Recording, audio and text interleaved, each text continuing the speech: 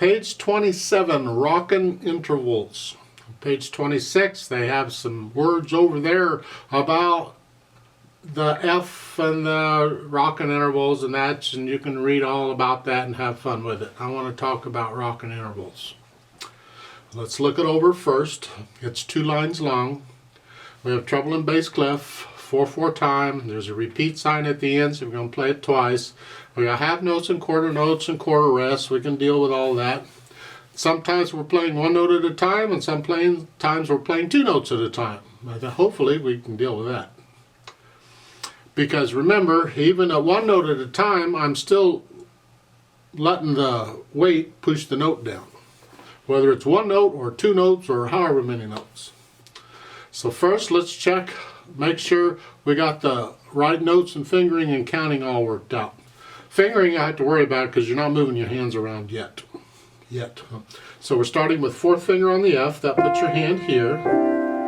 The left hand, when it comes in, it's going to be here, F and G. So we're still in C position. So it's just 1, 2, 3, 4, 1, 2, 3, 4. So we got the rest. So we have to count. You have to be quiet on those.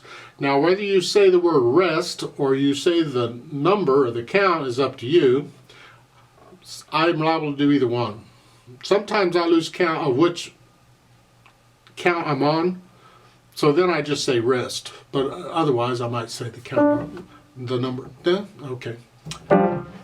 So you go through and learn it, and make sure you can play this without any hesitations at all. Then we add the dynamics, the louds and softs. They're starting with an F. F means forte. We've already had that with MF. You already have forte. That means loud. Again, I can't tell you how loud is.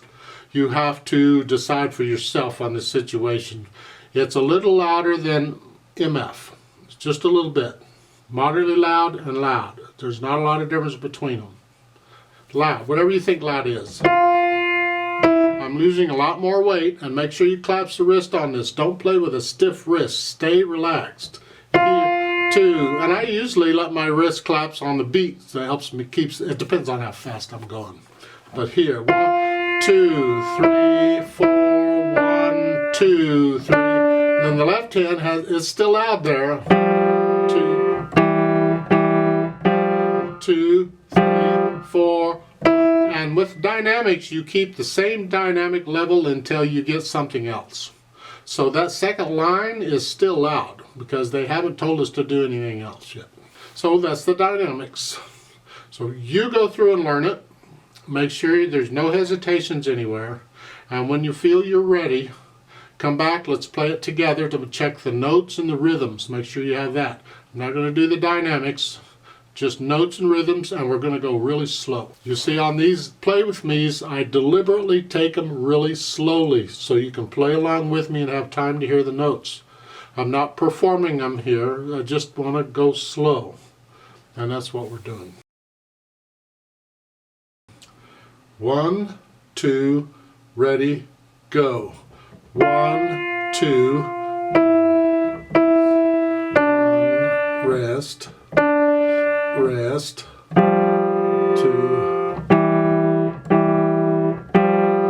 rest, rest, 2, 1, 2, 3, 4, 2, rest, repeat, 2, 2, 3, 4, 2, 2, 3, 4, 2, 2, 4,